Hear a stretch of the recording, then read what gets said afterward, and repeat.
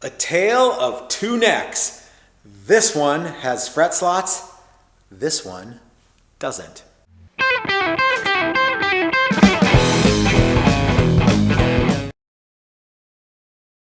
Hey everybody, this is Matt and we're at Texas Toast Guitars. Thanks for watching. A little while ago, I made a fun video, for me anyway, where I showed you guys how I do like the outline of the necks for the Texas Toast HST guitars. And I've got some more HST guitars to build, so I thought I would show you where we go kind of after that video ended. In the first video, we did the outline of the neck. You know, we cut the limba, we did the truss rod slot, we did the headstock angle, we did the tuner holes, stuff like that. And finally, we glued the fretboards on. That was it. Today, we're going to cut the fret slots. We're actually, I had a continuity problem. That's why you'll notice like a different shirt and everything. I started editing and I'm like, oh crud, I don't have all the video that I need. So I had to come back and start over again. Keep that in mind, and you're smart, you'll figure it out. But because we've got the Great American Guitar Build-Off coming up, and because I want to encourage you guys to, one, enter the contest, two, build everything for the contest, although that's not 100% necessary, I thought that I would show you guys how I do it. Even though this is not a Telecaster neck, a lot of the same stuff applies. In fact, I like the way that I do this so much that when I even make, you know, Fender style necks, I do the exact same thing. It's just that the material is shorter. So in the first video that I'm going to show you, I actually I pulled the I'd already pulled the clamps off it. I had a bunch of extra fretboard, which as you can see on this one, I don't have. So the first thing that we're going to show you is trimming off the excess fretboard and then grinding it smooth using the neck itself as its own template on the router table.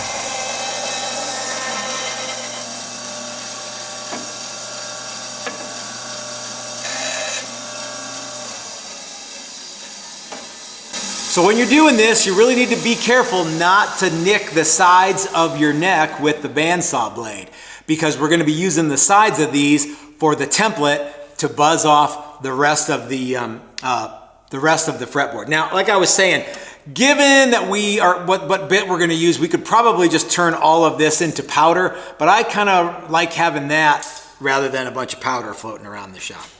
Okay, I've got all my necks. All the excess is cut off, and now we're going to go over to the router table and we're going to buzz off the, we're going to buzz smooth this little bit of rosewood that's overhanging. And of course, like I said earlier, we're going to use the neck itself as the template for the router bit to follow. Now, let me move the camera. This is the setup that we're going to be using. I've got my 1-inch router bit with a bearing on the top, chucked up in the router, and the astute viewer is going to go, what's the big idea with this board clamped to the router table? Well, this bit is pretty tall, and all I want to do is take off, let me see if I can get in here. I just want to take off the fretboard. I don't want to risk taking any of the neck off with it. Generally what can happen is if I just put this on the table and ran this through and had the bit ride up on the top part of the neck here, it would take off some of this limbo with it. Now, it shouldn't, but it does. So, you know, like if there's anything that's, you can get stuff that you know, like there's slight weird angles and stuff.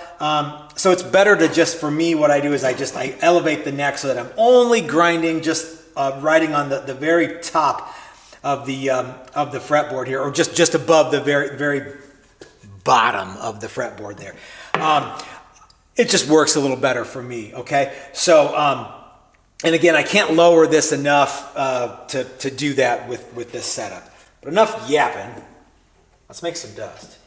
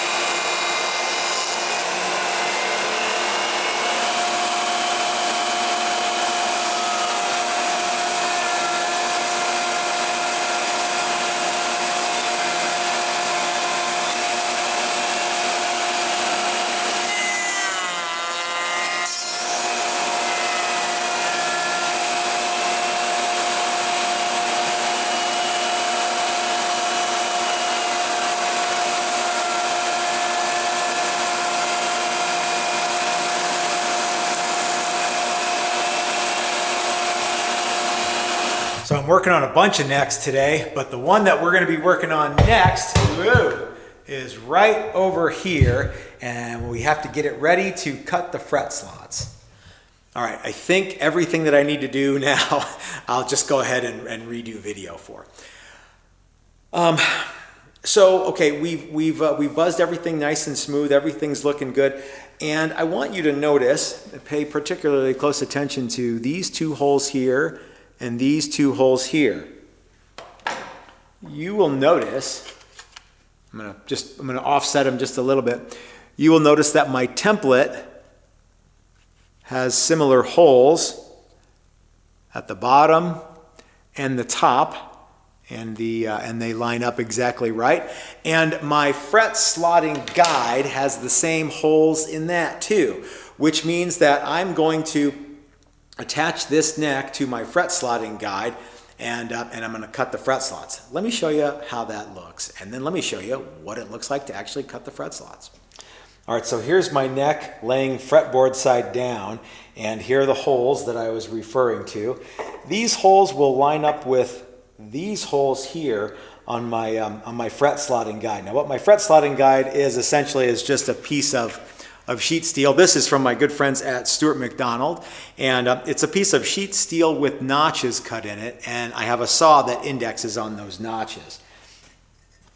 Okay, so the first thing that I'm going to do is I'm actually going to put some of these 1/8 inch dowel pins in my neck, and those are going to help me index the fret slotting template. Okay. And we'll come down here, and these guys, we'll get some pins too.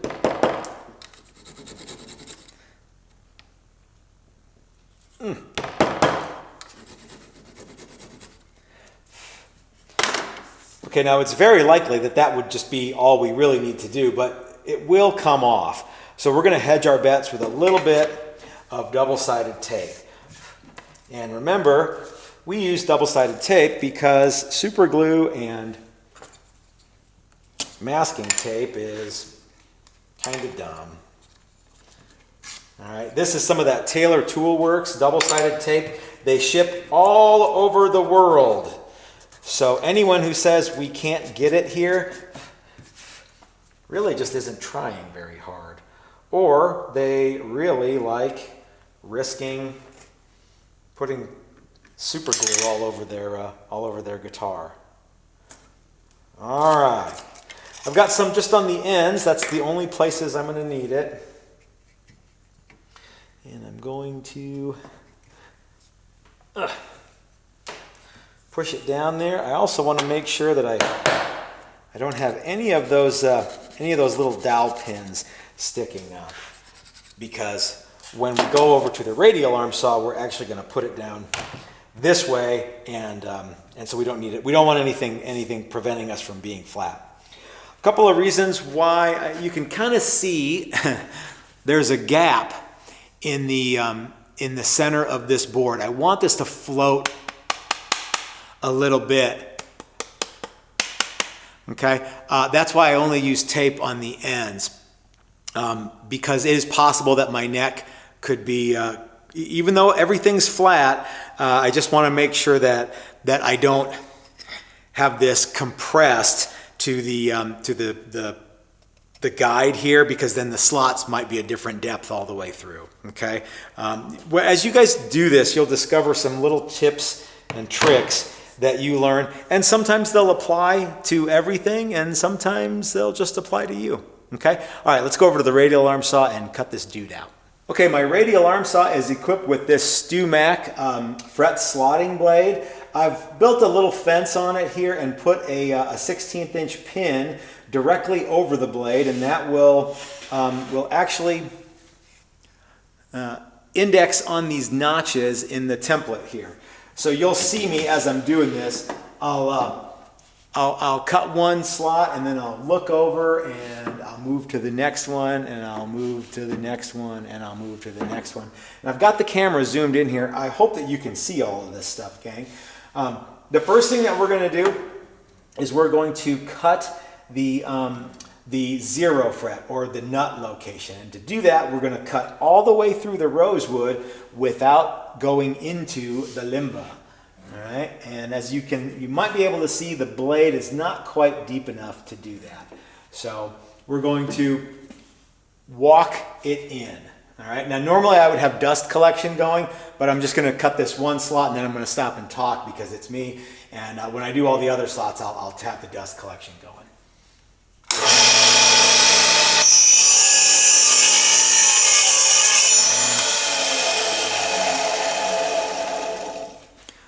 So as you can see, I said, as you can, come on, focus camera.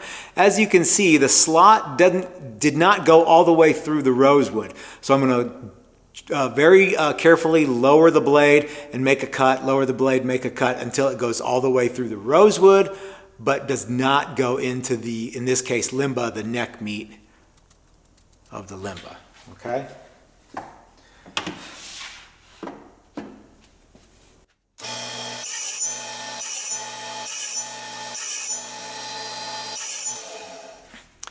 All right, now let's see, there we go. So we've gone all the way through the rosewood without cutting into the limba. Now we're going to raise the blade a little bit and cut all the fret slots. And we're going to turn on the dust collection.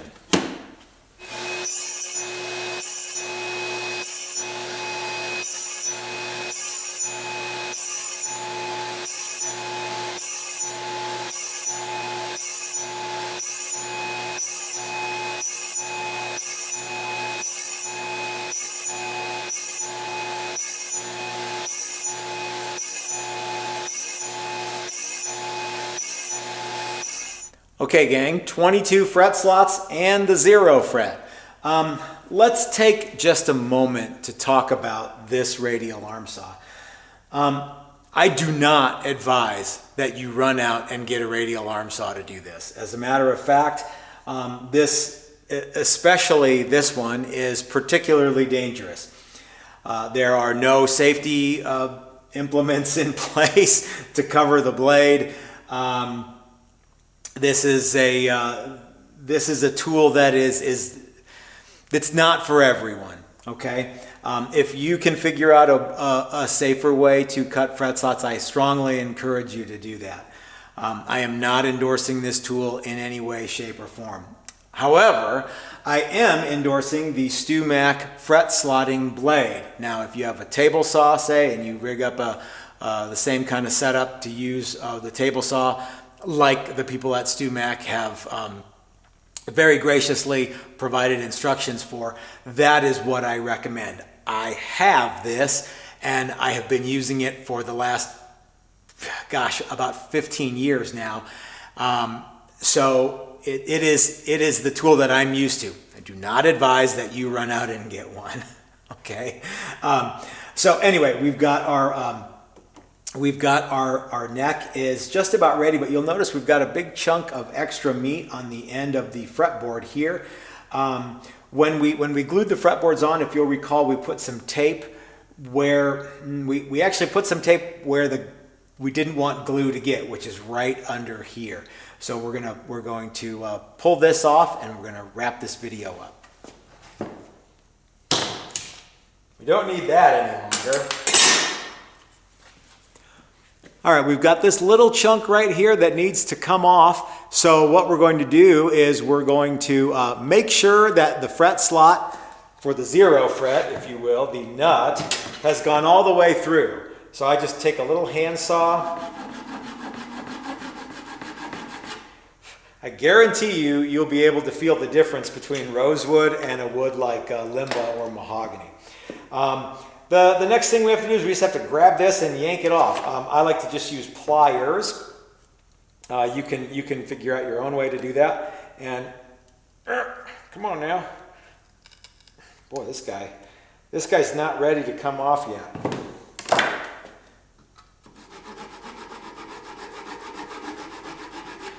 There we go. Come on, baby.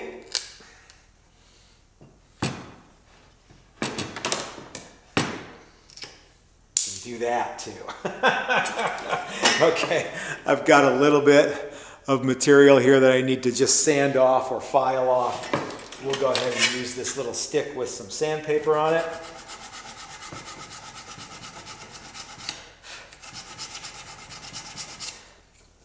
Which has old sandpaper on it. There we go. All right, that looks pretty good, hey? Now, if you're thinking, well, gosh, Matt, I don't have a truss rod access area to get a piece or to get pliers in there. Well, if you're interested in Matt's sweet truss rod jig, there are more in stock right now, and you can go to our website and go to the Buy Now section, and there's an area for Buy Matt's sweet truss rod jig. If you do not live in the continental United States, shipping can be a lot of money. It was $100 to ship one to Tim in Australia. That seems like a lot to me. I don't know, rich guys like you, maybe not.